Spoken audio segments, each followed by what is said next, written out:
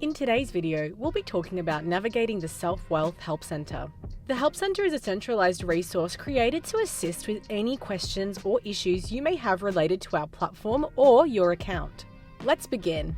The Help Centre can be accessed through your account by clicking the Help Centre icon under the More section at the bottom of the left navigation panel.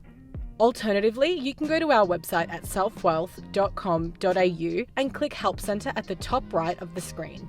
Here you'll see a series of promoted articles, and here's a list of our most frequently asked questions. If you have a query you'd like to search for, you can simply type an inquiry into the search field displayed. Otherwise, depending on your inquiry, you can try find it in one of our 6 categories below.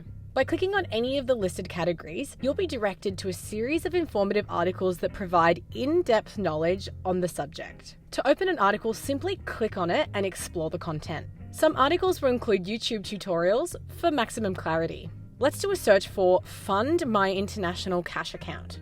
As you can see, How do I move funds between my Selfwealth International cash accounts is the second article that appears. Click through to the article to read more. And that's it. You now know how to navigate the Selfwealth Help Centre.